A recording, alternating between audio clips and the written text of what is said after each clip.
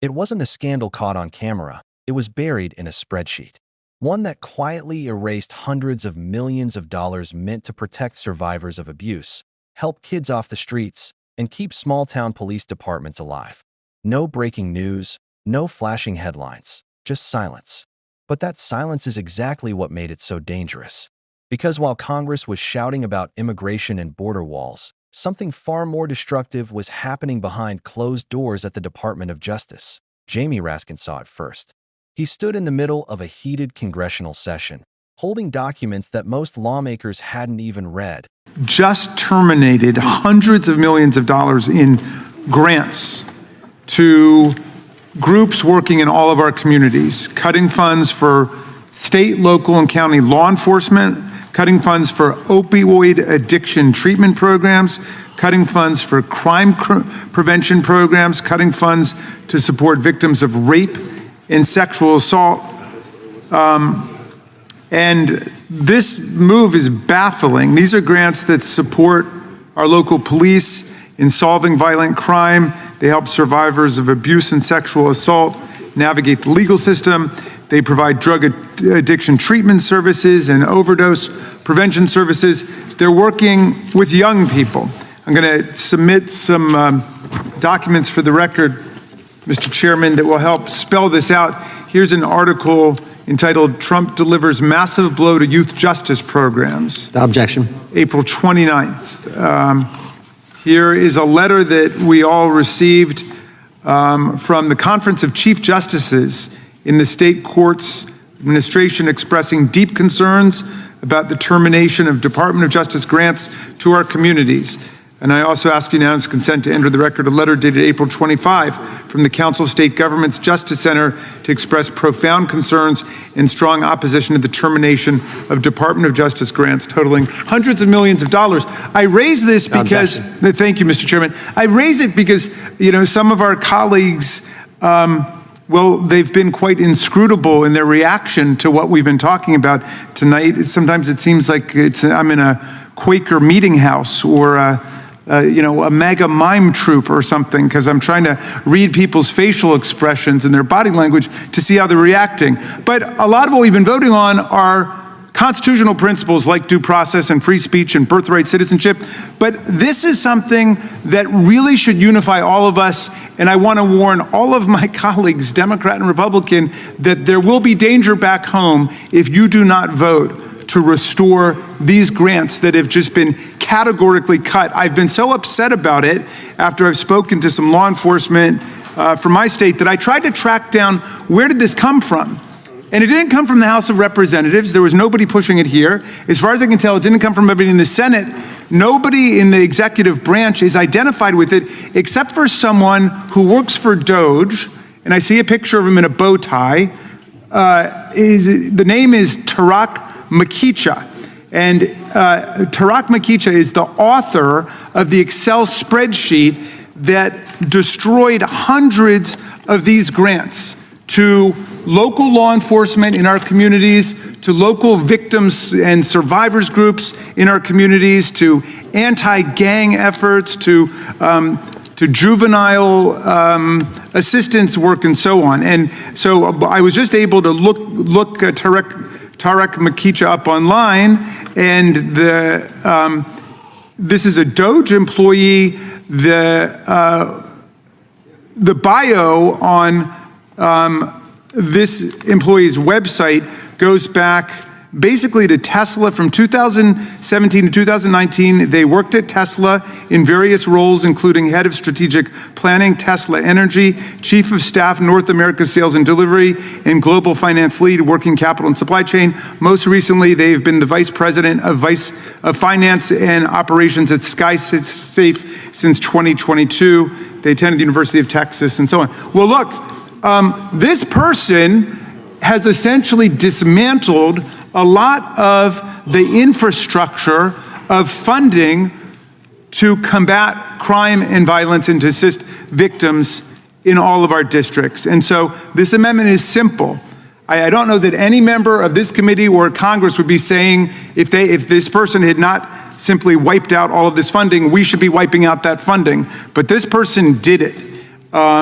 And that doesn't seem like a very sensible way to proceed procedurally. And I know that all of us are going to hear about it from people in our districts if you have not already heard about it. And I don't want anybody to plead complete ignorance. This is our chance to reverse the damage right now. And especially for people who don't want to get into gun safety regulation, this is money that goes actually to try to create peace in the community, to fight gangs, to get kids off the streets. All that money's being cut right now. And so what this amendment does, Mr. Chairman, warning everyone that the Department of Justice had just wiped out critical grants for victims, law enforcement, and youth programs. These weren't abstract numbers. They were lifelines.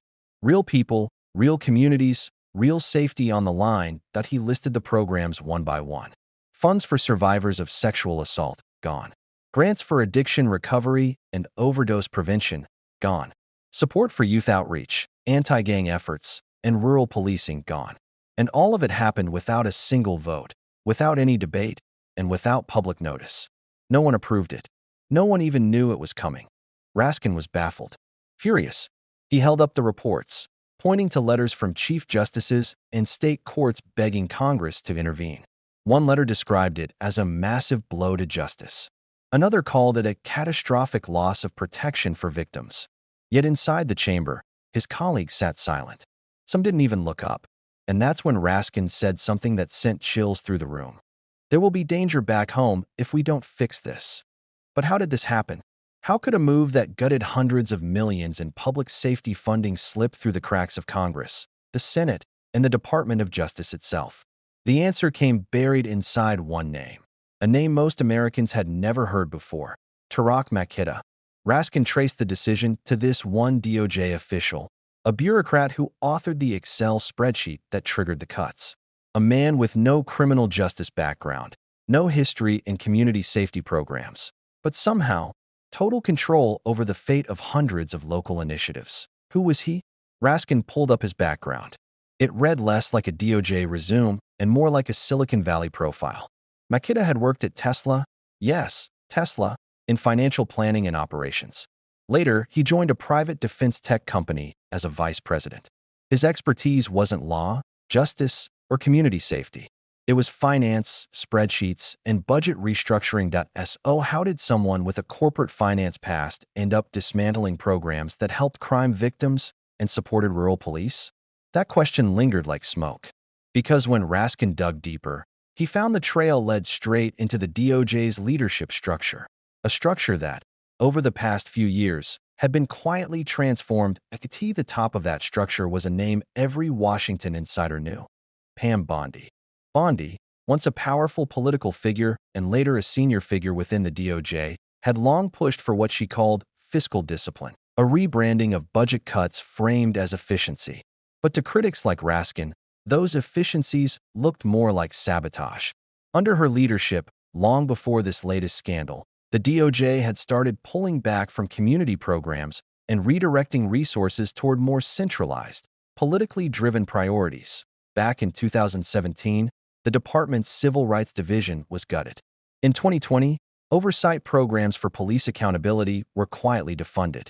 Each time, the justification was the same: budget alignment, resource optimization, cutting waste. But each time, the results were devastating for the very people those programs were designed to protect. Now, in 2025, it was happening again, only this time, it was quieter, slicker, handed off to mid-level operatives like Tarak Makita, buried under bureaucratic layers that shielded accountability. No public memo, no press release, just a simple spreadsheet that deleted hundreds of millions in funding, signed off by someone who didn't even work in public safety. Raskin stood there, looking around the chamber, warning his colleagues that what they were witnessing wasn't just negligence. It was control. Control through silence. Control through paperwork. Control through the quiet hands of unelected technocrats rewriting national priorities without a single vote. He called it a betrayal of the justice system's soul. Because while politicians were busy performing for cameras, fighting over immigration, border funding, and partisan talking points, someone inside the DOJ was erasing the programs that actually prevented crime, treated addiction, and protected victims. It wasn't ideological warfare. It was administrative warfare. And it was working. Let's break down what these cuts actually destroyed. Across the country, shelters for assault survivors are closing their doors. Victim support centers that used to guide women and children through the legal system are running out of funds. Small towns that relied on DOJ grants for anti-gang programs have been forced to lay off officers. In one Midwest county, a program that helped at-risk teens stay out of gangs lost its entire budget overnight. In another, a community center that offered addiction recovery and overdose prevention shut down after losing 80% of its funding. These weren't theoretical losses. They were the direct result of a spreadsheet adjustment. The irony? The same politicians who campaign on law and order slogans were the ones ignoring Raskin's warnings. They promised to protect American families, yet quietly allowed the very infrastructure that kept communities safe to collapse. And here's where it gets darker. Because this wasn't just about cutting costs, it was about shifting power. Every dollar cut from community programs was a dollar redirected toward federal enforcement priorities, meaning more centralized control and less local independence. The DOJ wasn't acting like a Justice Department anymore. It was behaving like a corporation, optimizing budgets instead of protecting citizens. That's why the connection to Tarak Makita matters so much. His entire background was corporate: Tesla, SkySafe, data-driven operations. The kind of resume that thrives on efficiency metrics, not empathy. It's no coincidence that his optimization meant stripping out the human side of justice, victims, recovery, prevention, and replacing it with spreadsheets and silence. And all of this happened under leadership that knew exactly what it was doing. Pam Bondi had built a network of appointees and advisors who understood the new game. Consolidate control, cut what you can't control, and frame it all as efficiency. On paper, it looked clean. Behind the scenes, it was brutal. For example, when the DOJ reduced funding for the Office on Violence Against Women, it didn't announce a cut. It called it a strategic reallocation. When youth rehabilitation grants disappeared, it was realignment. And when Raskin demanded transparency, officials said the funding adjustments were internal administrative actions. That phrase, administrative action, became the perfect disguise for dismantling entire justice programs without public debate. And here's the chilling part. It worked, because the American public barely noticed. The media focused on louder controversies. Congress moved on to the next budget fight. And the DOJ's internal bureaucracy quietly shifted billions without so much as a headline. Raskin's speech, for many, was the first time anyone heard that something so massive had even happened. He wasn't trying to score political points. He was warning everyone, left, right, and center, that this kind of bureaucratic power could make democracy irrelevant. Imagine it. One unelected official, one spreadsheet, hundreds of millions in taxpayer dollars redirected, and no one accountable. That's the danger Raskin called out. Not just the cut itself, but the precedent it sets. That policy can be rewritten by data analysts, that life-saving programs can vanish because of fiscal adjustments, and that elected officials can simply shrug and say they didn't know. This isn't how justice is supposed to work. That it's supposed to protect the vulnerable, not abandon them. It's supposed to give communities hope, not spreadsheets. And yet here we are, in an era where accountability has become optional and silence has become policy. By the time lawmakers finally realized what had happened, the damage was already done. Funding pipelines had dried up, nonprofits were shuttering, and state courts were sending desperate letters, begging for intervention. But the machine had already moved on, because that's how these bureaucratic maneuvers are designed, to move faster than outrage. By the time people start paying attention, the files are closed, the grants are gone, and the next fiscal cycle has already begun. Raskin's frustration wasn't just political, it was personal. He saw how this pattern repeated over and over. Money meant to stop violence gets redirected. Programs meant to save lives get axed in the name of efficiency. And every time, someone new says, "We didn't know." But this time, he made sure everyone would know that he entered the letters, the memos, the records into the official congressional record, making them permanent, undeniable, and impossible to bury. And in that moment, he exposed a truth that every American should think about. Sometimes, the most dangerous corruption doesn't come from headlines or scandals. It comes from silence. It comes from spreadsheets. Because when justice becomes a line item, the people lose. And now, The question is what comes next. Will Congress move to restore the funding that was erased? Will they hold the bureaucrats accountable? Or will this be just another forgotten story, a quiet betrayal buried under the noise of the next political circus? The irony is that the people most affected aren't in Washington at all. They're in small towns, struggling cities, community centers, and crisis shelters, the same places those DOJ grants were supposed to protect. When Raskin said, "There will be danger back home," it wasn't a threat. It was a prophecy. Because every dollar cut from prevention today becomes a crisis tomorrow. Every victim left unsupported becomes a story that could have been prevented. And as the DOJ continues to optimize, the line between justice and politics grows thinner by the day. This story isn't about party lines or ideology. It's about priorities. It's about who gets protected and who gets forgotten. And maybe that's why Raskin's words still echo today, because he wasn't just talking about budgets. He was talking about accountability, empathy, and what happens when power hides behind policy. And if you've watched this far, you already know this isn't the kind of story that ends with applause. It ends with a question: how much more can be erased before people finally notice?